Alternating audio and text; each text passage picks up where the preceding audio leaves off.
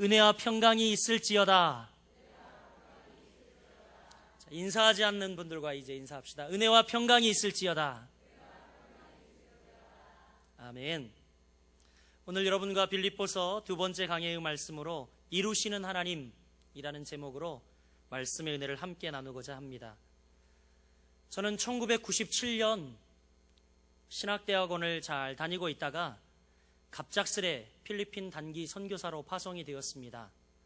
OM 선교단체에 속한 시멘센터에서 열심히 봉사를 하고 있었는데 저를 너무나 잘 봐서 필리핀에 단기 선교사로 1년 가면 이제 영국으로 유학을 보내주고 인생길 쫙쫙 펴게 해주겠다는 제의가 왔습니다. 그래서 우리 주성이가 태어난 지 얼마 안 됐는데 과감히 온 가족들을 다 버리고 저 혼자 필리핀 단기 선교사로 갔습니다. 그런데 이제 청운의 꿈을 안고 필리핀으로 갔는데 제가 파송된 OM 선교사 이 본부를 지휘하고 있던 김강수 선교사님은 너무나 무심했어요. 저를 2개월 동안이나 방치하고 아무 일도 시키지 않는 겁니다. 무료하고 따분하고 날은 더운데 아시잖아요. 필리핀 얼마나 더운지. 날은 더운데 왜 그리 시간은 안 가는지. 도대체 뭔가 시켜야 될 텐데 아침마다 회의 소집에서 가면 그 다음에 회의 시작 회의 끝 아무것도 안 시켜요. 주여. 이 선교사님의 선교 정책인 걸 저는 잘 몰랐습니다. 그래서 안 되겠다 싶어서 그 다음부터 이제 그날 더운데 모자 하나 푹 눌러쓰고 뒤에 백팩을 메고 이제 이것저것 필리핀 지형을 익히기 위해서 남들은 찌푸니 타고 남들은 이 트라이시클 타고 다니는데 걸었습니다. 일부러. 정말 하루는 동쪽으로 나가서 이렇게 한 바퀴 하루 종일 돌아서 걸어오고 하루는 서쪽으로 하루는 남쪽으로 이렇게 돌다 보니까 어느 날 보니까 제가 살고 있던 가까운 곳에 굉장히 큰 공원이 있었습니다. 예전에 이 필리핀 수도가 쾌존이라는 도시였는데 이 쾌존 가운데 가면 6거리인가 이렇게 돼요. 6거리인가 7거리인가 되는데 그 가운데 굉장히 큰 로터리가 있습니다. 로터리가 얼마나 큰지 그 안에 정말 몇만 평 되는 공원이 들어 있습니다. 그 공원에 들어가서 이제 쉬면서 가만 보니까 이 가출한 고양이 새끼도 있고 개 새끼도 있고 그래서 제가 그들하고 놀다가 아무래도 사람이 짐승과 놀아야 되겠는가 보니까 눈을 들어보니까요. 거기에 젊은이들이 굉장히 많은 겁니다. 오전에는 없는데 오후만 되면 하얀 교복을 입은 젊은이들이 나와서 거기서 노는 거예요. 저는 다 고등학생인 줄 알았어요. 필리핀은 좀 대학을 일찍 가서 고등학교 아이들처럼 좀 자잘한데 다 대학생이라 그러더라고요.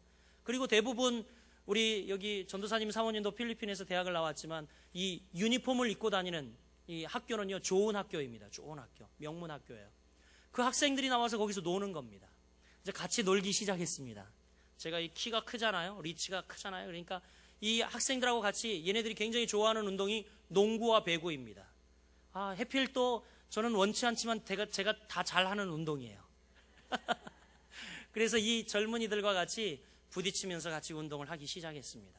그리고 다 돌아가는데 뭔가 목이 타고 껄껄한데 이 아이들이 그냥 돌아가요. 왜 그냥 돌아가는지 몰랐죠. 돈이 없어서 음료수 사 먹지 못하는 겁니다. 그래서 2달 동안 아무 선교도 안 했으니까 제 주머니에 선교비가 빵빵하지 않겠습니까? 그래서 이 학생들요 만날 때마다 운동 끝나고 돌아갈 때마다 봉다리 콜라와 사이다를 사줬어요. 그리고 부코 주스를 사줬어요.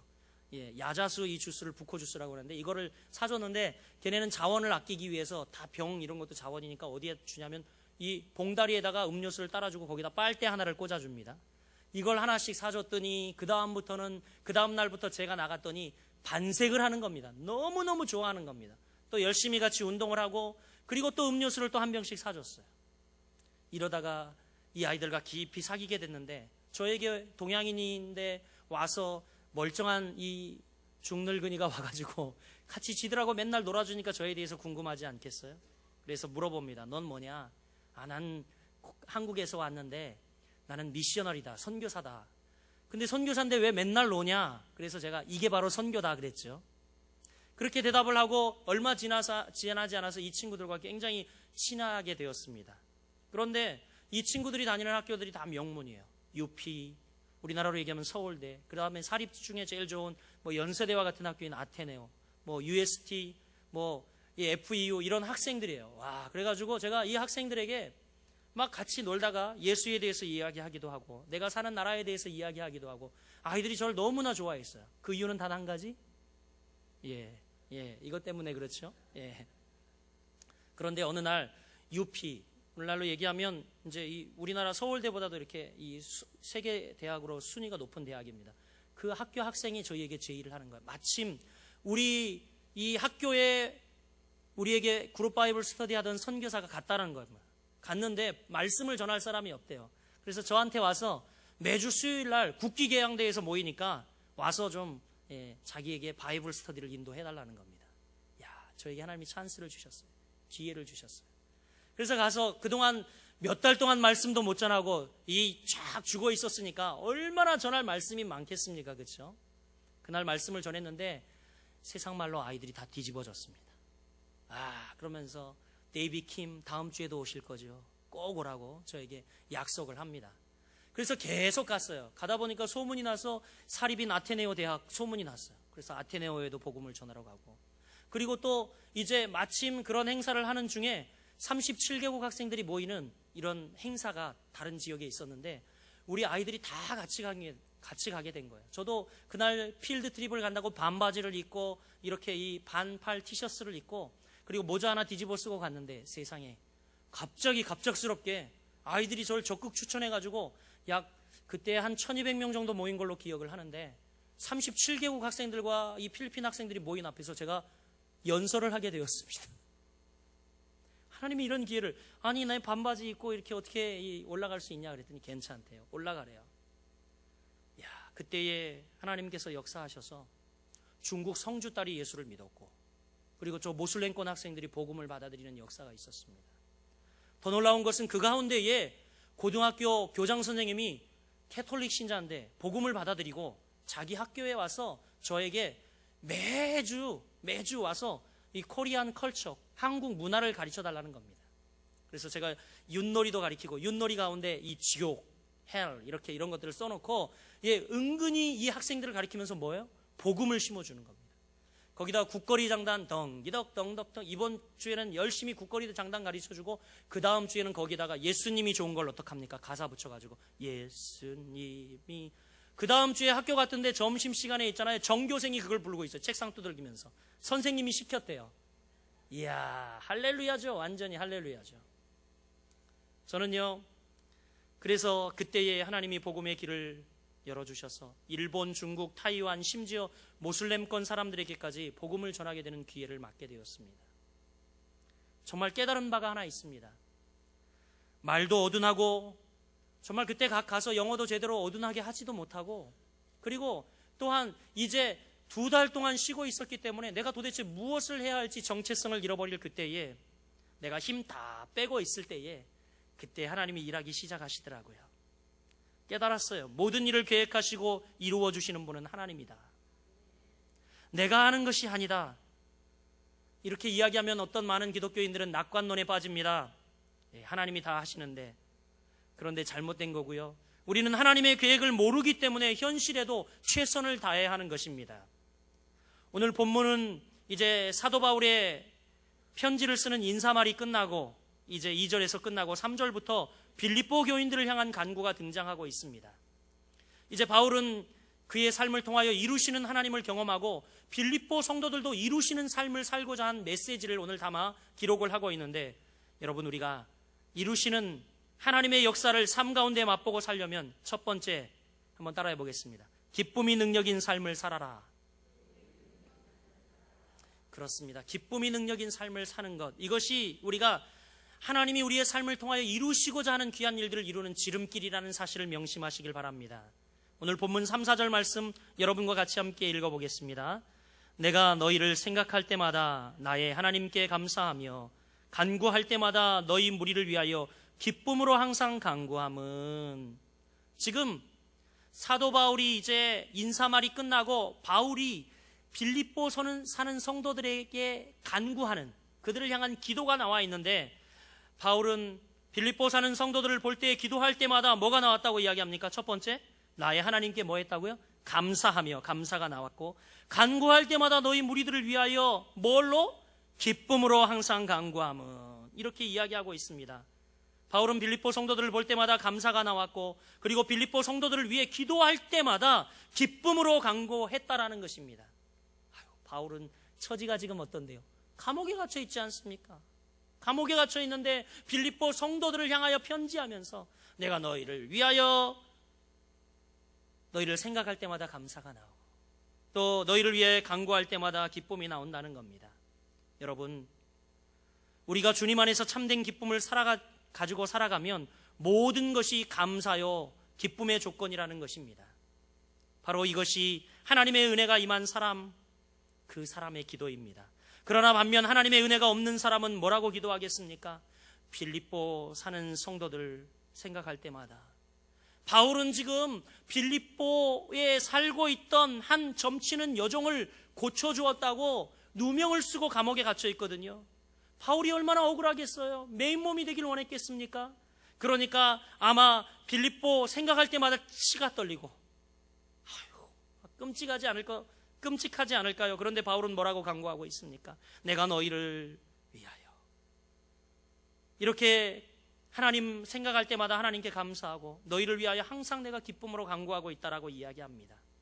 반면 하나님의 은혜가 없는 사람은 아마 이렇게 간구했을 겁니다. 내가 너희를 생각할 때마다 우라가 치밀고 내가 너희를 위하여 간구할 때마다 혈압이 오른다.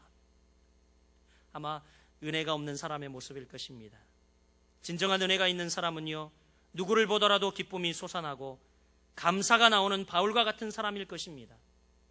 지금 바울은 귀신 들린 아이를 고쳐주었다고 감옥에 갇혀 있습니다. 그리고요, 그것에 지나치지 않고 바울은 여기에서 아주 죽도록 옷을 벗겨서 맞았습니다. 그러나 기뻐하며 감사하며 찬송했습니다. 그런데 옥문이 열렸습니다. 바울이 당초에 옥문이 열리게 해달라고 기도했습니까? 아닙니다. 그러지 않았습니다. 그러지 않았어요. 그저 복음 때문에 내가 이 일을 당하는구나 생각하면서 그냥 감사와 찬송을 하다 보니까 옥문이 열린 것입니다. 그리고 간수가 회개하고 예수를 믿게 되었습니다. 이 사건을 계기로 빌립보 교회가 탄생하게 되었습니다. 여러분, 무슨 뜻입니까?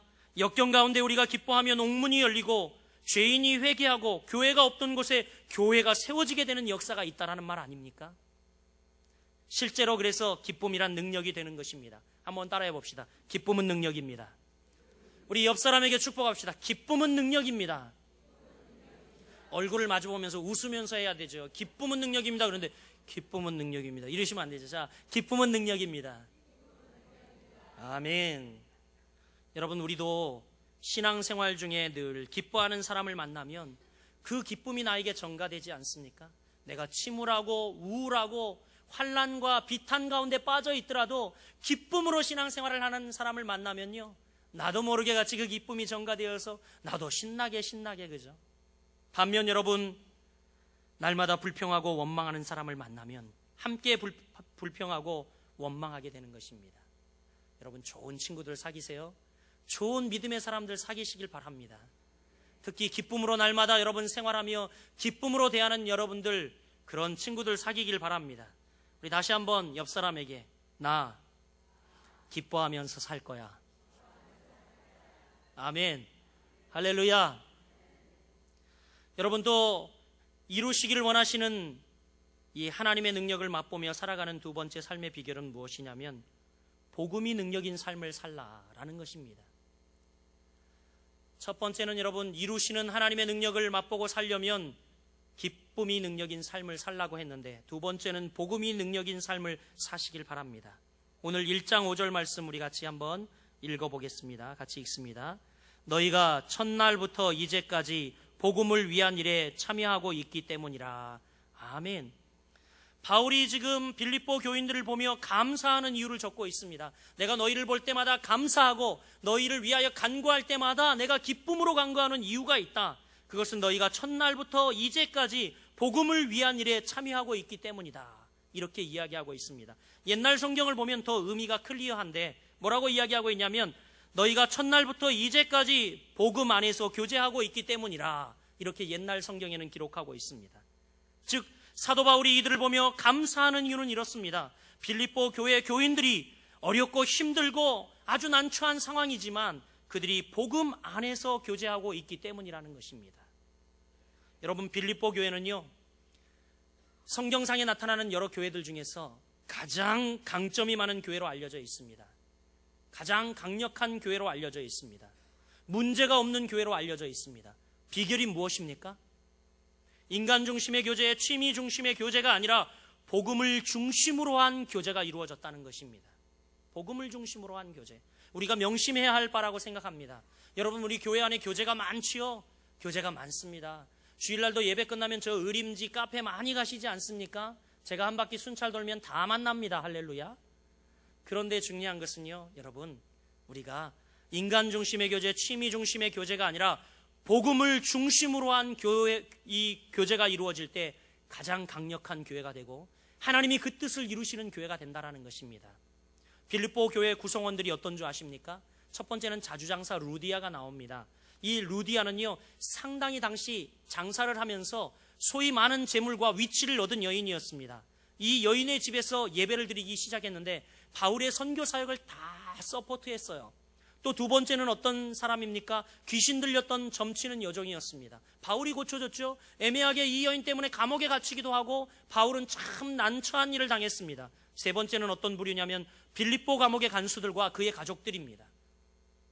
이들이 모여서 이렇게 빈부, 기천, 각양의 사람들이 모여 있었는데 여러분, 교회가 시끄럽겠어요? 평안했겠어요? 평안했다라는 겁니다. 시끄러워야 당연한데 너무 평안하고, 여러분, 그 이유가 복음 안에서 진정한 교제가 이루어지니까 전혀 문제가 없고 강력한 교회가 되었다라는 겁니다. 여러분, 혹시 안동교회와 연동교회가 갈라진 사연 아시지 않습니까? 옛날에는 안동교회는요, 양반들만 모였습니다. 그런데 감히 이렇게 장사하는 사람들이나 막 이런 사람들이 아예 안동교회 와서 예배를 드리기 시작하는 겁니다. 그랬더니 안동교회 사람들이요, 아니 이 상놈들이 어디 감히 여기 와서 예배를 드리냐고, 그래서 못 들어오게 했어요. 그래서 갈라진 교회가 연동교회 아닙니까? 여러분, 한국교회가 이렇습니다. 그런데 이렇게 정말 빈부 각양의 사람들이 모여서 예배하고 같이 교제를 함에도 불구하고 깨어지지 않았던 이유는 뭡니까? 그들이 복음을 중심으로, 예수님의 말씀을 중심으로 교제를 이루었기 때문이라는 사실입니다. 그러니까 여러분, 정말 진정한 교제가 복음 안에서 이루어지니까 전혀 문제가 없고 강력한 교회가 되었습니다.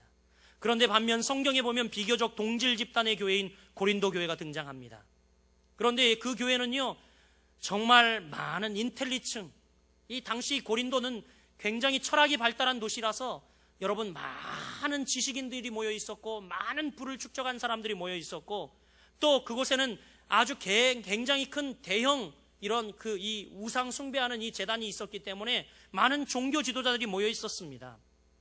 그런데 그 교회는 복음의 교제가 아닌 사람과의 교제가 중심이었습니다. 그러자 이 교회가 어떻게 갈라집니까? 나는 바울파다, 나는 게바파다, 나는 그리스도파다. 그들 안에 서로 다툼이 있었습니다. 다툼뿐만이 아니라 그 안에 정말 우리가 입으로 참아 거론할 수 없는 수많은 더러운 죄악들이 발견이 됩니다. 이 까닭이 뭘까요? 교회가 왜 이렇게 인간 중심의 회집이 일어나고 분열이 일어나고 그 안에 다툼이 있고 또 타락하게 되었을까요? 그것은 복음 안에 진정한 교제가 없었기 때문이라는 사실입니다. 우리 사랑하는 거룩한 빛 성광교회 성도 여러분, 복음 안에서 진정한 교제가 있을 때에 가장 강력한 교회가 될 줄 여러분 믿으시길 바랍니다. 또 우리가 여기서 살필 내용은 요즘 많은 젊은이들이 절망과 슬픔 띤 어조로 오늘 한국교회는 쇠퇴기라고 이야기합니다. 더 이상 한국교회가 부흥하지 않고 있대요. 여러분, 깜짝 놀랐는데 개신교 인구가 얼마나 많이 줄고 있는 줄 아십니까? 그러나 감사한 것은 우리 교회는 날마다 부흥하고 있음 감사합니다. 할렐루야! 여러분, 그래요. 젊은이들이 그렇게 이야기합니다. 한국교회는 쇠퇴기다. 더 이상 가능성이 없다. 또 어떤 사람은 부흥의 시대는 끝났다라고 말하고, 조금 배웠다고 하는 신학자들, 그리고 배웠다고 하시는 분들은 뭐라고 이야기하냐면 한국교회도 저 영국이나 불란서처럼 후기 기독교 사회가 되었다라고 이야기합니다. 모두 우리에게 들려지는 소리는 우울하고 실패하고 답답한 소리만 합니다. 여러분, 왜 이런 소리를 할까요? 여러분, 제가 확언합니다. 그들은 복음의 능력이 무언 줄 모르기 때문입니다. 문제는 진정한 복음이 선포되어지 않았어. 선포되지 않아서 이런 일이 일어나고 있다라는 것이 사실입니다. 참된 생명의 말씀이 선포되어지면 다시 살아나게 될 것을, 다시 부흥의 세대가 오게 될 것을 여러분 믿으시길 바랍니다. 로마서 1장 16절 사도 바울은 이렇게 고백합니다. 내가 복음을 부끄러워하지 아니하노니 이 복음은 모든 믿는 자에게 하나님의 능력이 됨이라. 할렐루야. 내가 복음을 부끄러워하지 않는다. 내가 빈부에 처하고 감옥에 갇히고 내가 비록 돌 맞고 여러 곳 쫓겨다니는 그런 상황 속에서도 내가 복음을 부끄러워하지 않는다. 내가 복음 때문에 못 먹고 헐벗고 이렇게 장막 깁는 일을 해도 내가 이 복음을 부끄러워하지 않는다. 그 사실은 이 복음이 모든 믿는 자에게 하나님의 능력이 되기 때문이라고 사도 바울은 고백하고 있습니다. 여러분, 복음이 능력입니다. 할렐루야. 생명의 복음을 증거하면 능력이 나타납니다. 예수 그리스도의 피 묻은 복음, 이것이 곧 죽은 영혼을 살릴 수 있다는 것입니다. 이렇게 복음은 변화하는 능력을 가집니다. 이것이 확실히 드러난 것이 바로 빌립보 교회였다는 사실입니다. 먼저 사도 바울 볼까요? 사도 바울은 어떤 사람이었습니까? 디모데전서 1장 13절에 자기가 자신에 대해서 고백하고 있지만 자신의 삶의 과거의 모습은 내가 전에는 회방자요 핍박자요 포행자였으나 라고 고백하고 있습니다. 내가 전에는 회방하고 복음을 전하는 일을 회방하고 복음을 전하는 자들을 핍박하고 복음을 전하는 스데반 집사를 죽이는 현장에도 있었던 그 아닙니까? 내가 포행자였으나 내가 예수 그리스도의 복음에 정면으로 대항하는 사람이었다. 그러나 여러분, 사도 바울이 복음을 듣고 난 후에 어떻게 됩니까? 그의 인생이 어떻게 됩니까? 그리스도의 피 묻은 복음을 끝까지 증거하다가 순교하는 순교자가 되었습니다. 또 여러분, 점치는 여정이 있었습니다. 그는 완전히 귀신에 붙들린 자였습니다. 아무도 돌아보지 않고 버려진 자였습니다. 그러나 예수 그리스도의 복음을 받고 완전히 그 가운데 해방되었고 오히려 예수 그리스도의 복음을 증거하는 증거자가 되었다는 사실입니다. 여러분, 또 빌립보 간수는 어땠습니까? 빌립보 간수는요, 사도 바울의 옷을 벗기고 그를 잔인하게 매로친 사람이었습니다. 그러나 예수 그리스도의 이름의 능력을 체험하고 바울이 찬양하고 기도하자 옥문이 흔들리며 하나님께서 역사하시는 그 현장에 그가 있어 능력을 체험하고는 예수 이름을 증거하는 증거자로 변화되었다는 사실입니다. 사랑하는 여러분, 복음 앞에서 변화받지 않을 인생이 하나도 없음을 아시고 열심히 복음을 증거하는 여러분 되시기를 주님의 이름으로 축복합니다. 세상이라는 큰 골리앗을 이길 수 있는 것은 바로 복음의 능력, 말씀의 능력뿐이 없음을 여러분 믿으시길 바랍니다. 이것을 가지고 세상이라는 골리앗을 물리치는 여러분들 되시기를 주님의 이름으로 축복하고, 진정한 복음이 여러분 가정 가운데 살아있어 가정이 회복되어지고, 진정한 복음이 여러분 학교 가운데 살아있어 학교가 회복되어지고, 진정한 복음이 이 나라의 민족 가운데 살아있어 이 나라의 민족이 복음으로 회복되어지고 통일되는 역사가 있기를 주님의 이름으로 간절히 축원합니다. 이제 여러분, 모든 일을 이루시는 하나님, 이렇게 우리가 여러분 말씀을 따라 묵상했듯이 기쁨을 능력으로 삼고, 그리고 또한 이제 우리가 함께 주님 앞에 한 마음으로 복음의 능력을 붙잡고 살아간다면 하나님이 우리의 삶의 결과를 주십니다. 6절 말씀입니다. 같이 우리 함께 읽어보도록 하겠습니다. 시작. 너희 안에서 착한 일을 시작하신 이가 그리스도 예수의 날까지 이루실 줄을 우리가 확신하노라. 아멘. 마지막으로는 우리가 이 모든 일을 이루시는 하나님의 능력을 붙들고 살아야 합니다. 모든 일을 이루시는 하나님의 능력을 붙들고 살아라. 성경 전체가 다 꿀맛 같지만 오늘 6절 말씀은 제게 특별히 더 그렇습니다. 정말 독실한 칼빈주의자인 저에게는, 또 우리 장로교 신학의 아주 이 골격인 칼빈이스트들이 붙잡아야 할 말씀이라고 생각이 되어집니다. 너희 안에서 착한 일을 시작하시니가 그리스도의 예수의 날까지 이루실 줄을 우리가 확신하노라. 정말 우리에게 뜨거운 마음을 갖게 합니다. 너희 속에 착한 일을 시작하신 이가 라고 말씀하고 있습니다. 복음에는 창시자가 있다라는 이야기입니다. 변화에는 창시자가 있다는 이야기입니다. 그가 바로 예수 그리스도라는 것입니다. 감리교 창시자인 존 웨슬리도 그의 표현에 의하면 이 말씀을 이렇게 이야기합니다. 인간 영혼 속에 있는 하나님의 생명이다. 인간 영혼 속에 있는 하나님의 생명이다. 하나님의 생명, 바로 그것이라는 겁니다. 너희 속에 착한 일을 시작하신 이가 바로 하나님이라는 것, 그리고 우리가 믿는 하나님은 일단 시작하신 일을 이루신다고 말씀하고 있습니다. 할렐루야. 사람은 일을 벌이지만 지속하지 못합니다. 그러나 여러분, 하나님은 다르다는 사실입니다. 하나님은 한번 시작하신 일, 그 끝을 보시고 열매를 거두신다는 것입니다. 이 복음의 하나님이 우리를 향하여 복음의 열정을 가지고 복음의 사역을 시작하셨다면, 여러분 개인에게, 우리 공동체에게 시작하셨다면 이 일들을 하나님은 반드시 이루신다는 사실입니다. 할렐루야. 여러분, 바로 이것이 하나님이 붙잡는 영혼은 어떤 상황 속에서도 건져주신다는 칼빈의 교리 중에 하나인 성도의 견인 구원의 확실성인 것입니다. 복음, 그것을 듣게 하시고 여러분이 그것을 믿게 하시고 여러분 복음 앞에 변화된 인생이라면 하나님이 끝까지 붙잡아 여러분을 통하여 하나님의 일들을 이루신다고 약속하고 있습니다. 열왕기하 19장 31절 이런 말씀이 기록되어 있습니다. 피곤한데 찾지 마시고 제가 읽어드릴게요. 열왕기하 19장 31절 말씀입니다. 남은 자는 예루살렘으로부터 나올 것이요 피하는 자는 시온산에서부터 나오리니 여호와의 열심히 이 일을 이루리라. 아멘. 여호와의 열심히 이 일을 이루리라, 이렇게 말씀하고 있습니다. 여러분, 마지막 때 예언, 유대인의 남은 자가 예루살렘에서 나올 것이고 이방의 남은 자가 시온에서 나올 것이다, 그렇게 이야기를 하고 있는데 그들이 이 일을 이룰 것이라고 이야기하지 않습니다. 하나님은 뭐라고 이야기합니까? 이 일에 대한 보증, 누군가를 통해서가 아닌 여호와의 열심히 이 일을 이루겠다라고 말씀하고 있습니다. 여러분, 여호와의 열심 가운데 붙들린 인생들입니다. 하나님의 열정, 하나님의 패션, 이 가운데에 여러분 붙들린 자들입니다. 여기서 나오는 여호와의 열심, 이 패션이 바로 패션 오브 크라이스트, 정말 십자가의 고난을 다 받으시기까지, 십자가에서 죽고 자신의 몸을 다 드리기까지 우리를 희생하신 그 패션을 이야기하고 있습니다.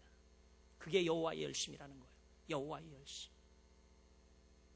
여호와의 열심이 이 일을 이루시겠다고 약속합니다. 하나님은 열심을 가지고 우리의 구원을 이루시겠다고 약속하고 있습니다. 여러분, 얼마나 감격스러운 이야기입니까? 우리는 하나님의 종이 불충한다고, 열심을 내지 않는다고 실망할 필요 없습니다. 왜 그렇습니까? 여호와의 열심이 이 일을 이루기 때문입니다. 우리가 하나님의 일을 맡아 충성할 때에 하나님은 우리를 통해 그의 하나님, 그 하나님의 열심을 우리를 통하여 이루게 하실 것을 믿습니다. 우리가 지난주에 목도하지 않았습니까? 여러분, 이 차별금지법, 너무 많은 국회의원들이 동조해가지고요, 도저히 정지되지 않고 그 법이 효력을 발휘할 것 같았습니다. 그런데 4.19 혁명의거일, 놀라운 일이 벌어졌습니다. 뭐예요? 차별금지법 철회. 할렐루야. 많은 그리스도인들이 이 법을 발의한 김한길 의원 사무실에 전화를 하고 전화가 불통이 될 지경이고 사이트에 막 온갖 많은 글들을 올리고 이 낙선운동을 했다고 합니다. 그러니까 두 손 들었어요. 지그들이 손 들고 항복했어요. 여러분, 하나님의 열심히 이 일들을 이루었다라고 생각합니다. 하나님의 말씀이, 이 전화하고 사이트에 올린 사람들의 중심이 그거예요. 다른 것 없어요. 하나님의 말씀이, 이것은 성경적이 아니라고 이야기하는 겁니다. 이것은 성경의 윤리에 비추어 이것은 비인간적인 행위라는 겁니다. 여러분, 결국 승리를 하지 않았습니까? 복음의 승리라고 생각합니다. 말씀의 승리라고 생각합니다. 하나님의 열심히 일을 이루었다고 생각합니다. 이제 우리 교회는요, 세계 선교와 지역사회의 선교를 비전으로 여러 일들을 계획하고 있습니다. 사랑하는 거룩한 빛 성광교회 성도 여러분, 이 귀한 뜻을 하나님이 열심히 이루게 하실 줄 믿습니다. 우리의 이 뜻이 우리 속에서 착한 일을 시작하신 이가 그리스도의 예수의 날까지 이루게 될 줄을 우리가 확신하노라. 여러분에게 이런 확신이 있기를 부탁합니다. 여호와의 열심을 이루기 위해서는요, 부르심을 입은 우리가 해야 할 일이 있습니다. 그것은 딱 한 가지, 근신하며 기도하는 겁니다. 근신하며 기도하는 것. 우리가 하나님 앞에 올바로 서 있을 때에 하나님은 우리를 통하여 그 열심을 이루시게 할 것입니다. 사랑하는 여러분, 한 주간도 하나님 말씀에 붙들리고 또한 기쁨 가운데 붙들려 하나님의 열심이 여러분 삶을 통하여 이루어지는 놀라운 은혜가 임하기를 예수님의 이름으로 축원드립니다.